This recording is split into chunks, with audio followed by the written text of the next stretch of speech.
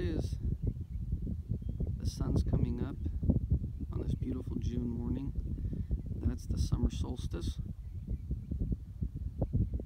I love summertime. I love living in rural northeastern Arizona. And I love my 2016 Honda Rancher.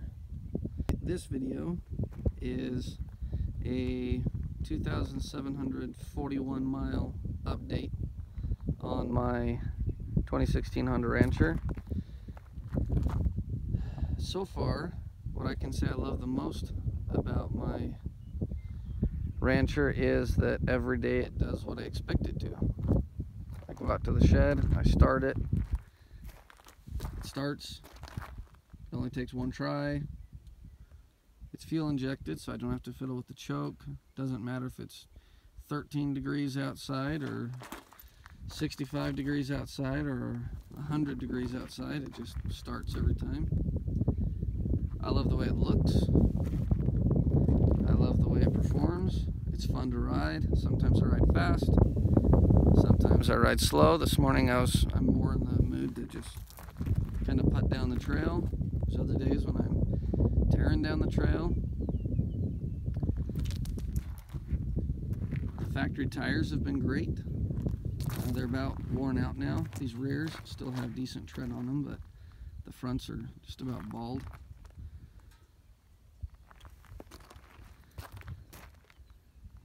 I love the racks. I use them to haul things. It's not just a trail machine. Yesterday I hauled 8 loads of sod. You've seen me doing that in multiple videos on my channel if you've been watching. Yesterday I hauled another 8 rolls of sod from the sod farm to my house. It's about a 12-mile round trip. My wife and I only have 2 vehicles right now, a Chevy Suburban and this, and because it's street legal I can use it to do whatever around town, go to Walmart, pick up pizza from Little Caesars, check the mail, just do whatever I would do in a second vehicle. So this is my run around. As you can see, the front left tire still, well, I mean I need new ones, there's no questioning that, but it's looking a little better than the front right tire, which really needs to be replaced, but I'm saving up for that.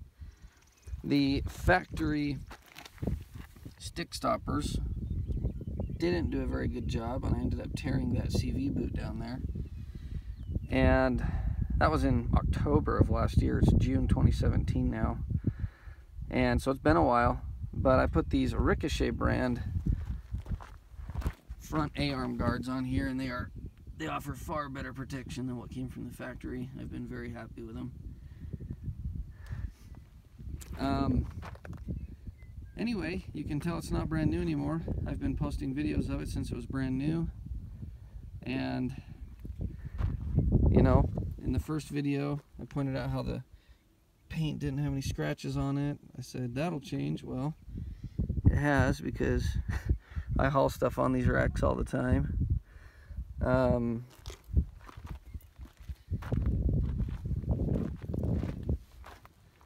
Got this Maverick Advantage mirror on here. I bought this little horn for my street legal off of Amazon. It's a road biking horn. It's pretty loud, but it's great. I didn't have to tap into the factory electronics.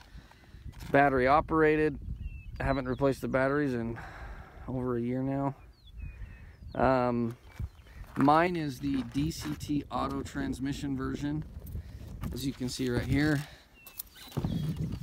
And I use both modes on a regular basis. You know, this morning, most of the time I ride over here because I like shifting. And I shift right here with these and don't have problems with that. It works, I would say, flawlessly.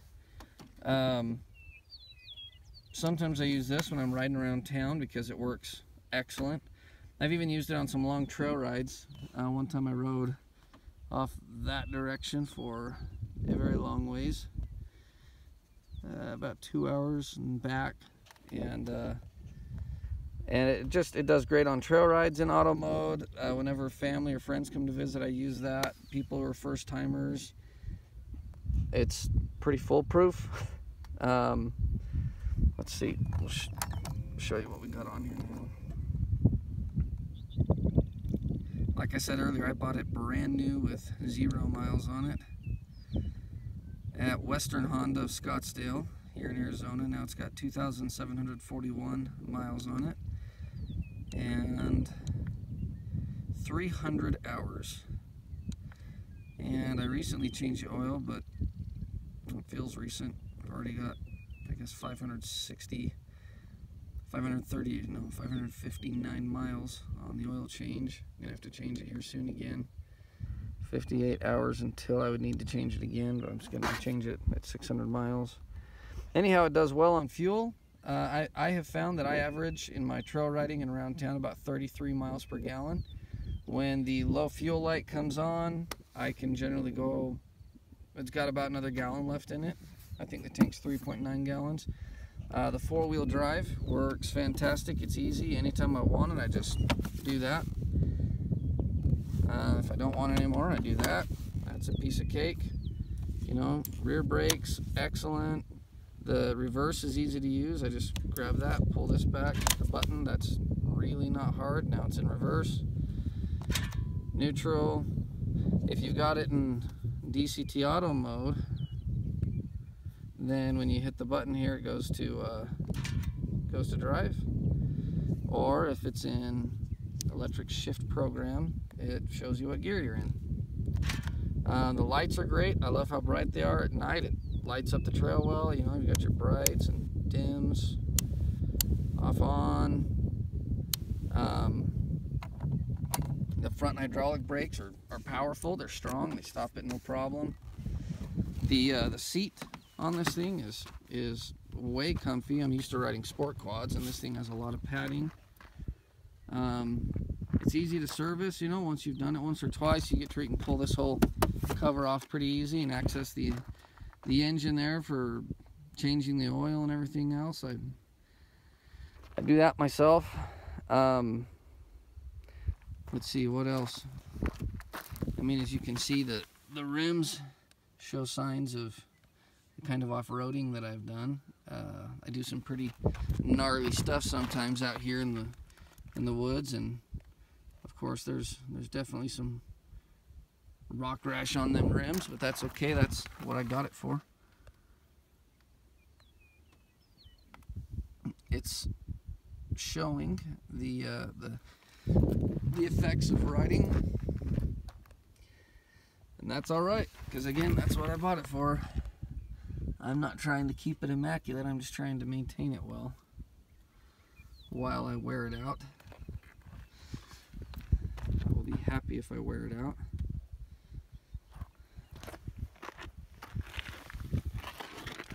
I just acquired the full set of skid guards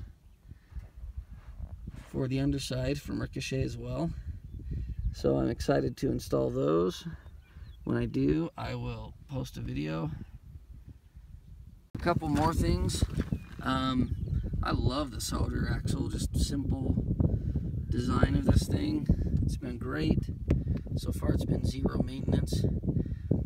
One thing that I can point out is that this has taken hits a few times right here from rocks, and so I'm going to come up with something to protect that, stop that from happening.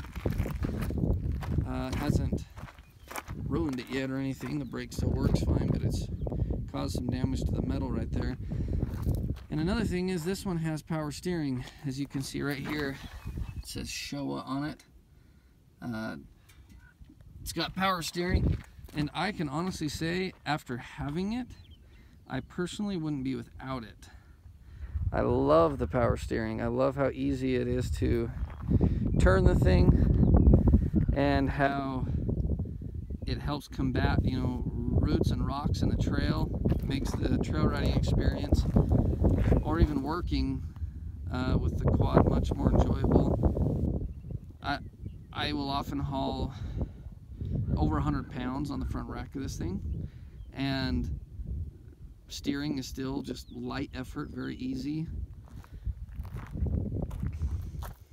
Something else I can say about this quad is, and I've noticed this, I've watched for it, everyone who gets on it and rides it, be they experienced or a first-time quad rider, when they're done, they smile and they say, man, I want one of these. That is fun. I think if I get one, I'll get one just like it. And I'm not trying to say it's the best machine on the market. I'm also not saying it isn't. It's what I own. I love it. And anytime somebody else rides it, they love it too. Be they male or female, 8 years old or 58 years old, they enjoy it. They have a good time. They have a positive experience, just like I do every day. In fact, I'm willing to get up at 4:20 a.m. to come out here and ride because I have so much fun doing it. So, if you are considering a Honda Rancher, you know, this is the generation 2014 and newer, I recommend it. Of course, I failed to answer the question that many of you who watch this video are asking yourselves: has this thing ever broken down on me? Have I had to repair anything? The true answer is no. I tore one of the front CV boots, as I mentioned earlier, when I was retrieving my cow elk from my fall hunt, because I was, you know, riding cross country through all of this, and way out there in the forest where it's thicker, you actually have to run over dead fallen juniper trees, and they're just a mass of sharp sticks. And so sure, I tore a CV boot doing that, but besides that, it's still running the original battery. I've never added, I added a little bit of coolant when I bought it, and I was told, in fact I think it even said in the owner's manual that I might have to do that, and I did, and haven't added any since. I've never had to add oil between oil changes. It takes almost 4 quarts of oil, like my dad's Nissan truck used to, and but I've never had to add oil between oil changes. I've only, so far, I've kept an eye on the air filter. I've only had to clean it twice. It stayed pretty clean in that air box, and no, it hasn't broken down on me, or I haven't had to repair anything. I still haven't repaired that CV boot. I need to do that, but besides that one, I'd say 100% reliable. What else do you expect?